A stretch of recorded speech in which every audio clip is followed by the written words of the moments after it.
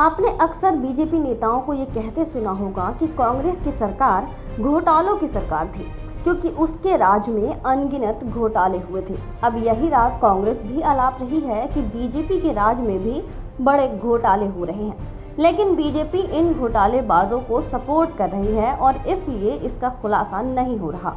जिसमें कांग्रेस का पीएम मोदी पर लगाया गया राफेल विमान खरीदने में अरबों के घोटाले का आरोप तो काफी ताज़ा है, भले ही इसके कोई सबूत न मिले हों।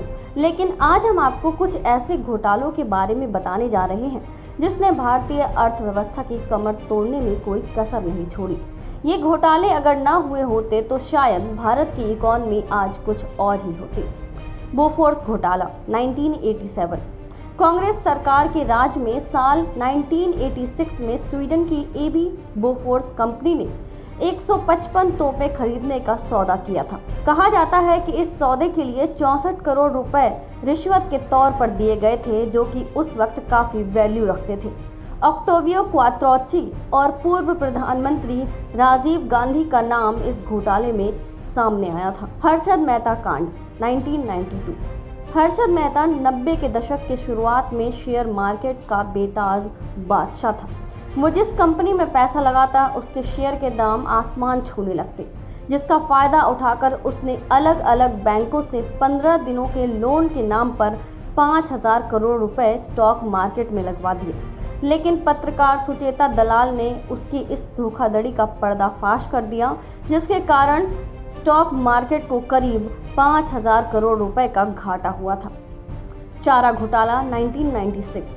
अब तक के बिहार के इतिहास में सबसे सनसनीखेज घोटाला, जिसे खुद बिहार के पूर्व सीएम लालू प्रसाद यादव ने किया था। साल 1996 में हुए चारा घोटाले ने देश में सनसनी फैला दी थी, क्योंकि 950 करोड़ का घोटाला था। इस घोटाले के आरोपी लालू यादव अभी भी जेल में बंद हैं। चीनी घोटाला। साल 1994 में उत्तर प्रदेश के तत्कालीन खाद्य आपूर्ति मंत्री कल्पनाथ राय ने सरकार को चीनी के नाम पर 650 करोड़ रुपए की चपत लगाई थी। ये कांग्रेस के मंत्री थे और इन्होंने 1994 में बाजार में मिलने वाले दाम से भी ज़्यादा दर से चीनी आयात की थी, जिसमें 650 करोड़ रुपए का घोटाला किया गया था। इस आरोप के बाद राय की कुर्सी चली गई और उन्हें जेल की हवा खानी पड़ी। यूटीआई घोटाला। यूनिट ट्रस्ट ऑफ इंडिया के पूर्व चेयरमैन पीएस सुब्रमण्यम और 2 निवेशकों एम कपूर और एसके बासु ने मिलकर सरकार को बहुत बड़ी चपत लगाई थी। आरोप के मुताबिक तीनों ने करीब 48,000 करोड़ रुपए का घोटाला किया था। ये सभी गिरफ्तार हुए, लेकिन सजा किसी को नहीं मिली। कोड़ा मनी लॉन्ड्रिंग मामला। झारखंड के इतिहास में इस स्कैम को हमेशा याद रखा जाएगा, जहां झारखंड के पूर्व सीएम मधु कोड़ा कोयला आवंटन और मनी लॉन्ड्रिंग के जरिए 4,000 करोड़ का घोटाला किया था। मधु कोड़ा ने सीएम रहते विदेश में काफ़ी पैसा इन्वेस्ट किया था। इस स्कैम के सामने आने के बाद मधु कोड़ा को जेल भी जाना पड़ा था। आईपीएल घोटाला। आईपीएल सीजन 3 के खत्म होते ही आईपीएल प्रमुख ललित मोदी को पद से निलंबित कर दिया गया था। खबर सामने आई कि आईपीएल सीजन 3 में बड़ा घोटाला हुआ है, जिसमें कई टीम भी शामिल है। ललित मोदी के खिलाफ ब्लू कॉर्नर नोटिस भी जारी किया गया था। आईपीएल 3 में करीब 1,500 करोड़ रुपए का घोटाला होने का आरोप लगा था।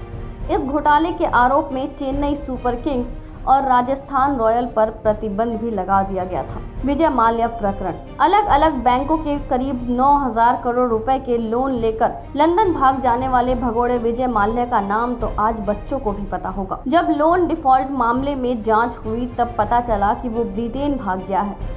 उसे पेश होने के लिए कहा गया, लेकिन वो नहीं आया, जिसके कारण उसे कोर्ट ने भगोड़ा घोषित कर दिया और वापस भारत लाने की कोशिश की जा रही है। पीएनबी घोटाला।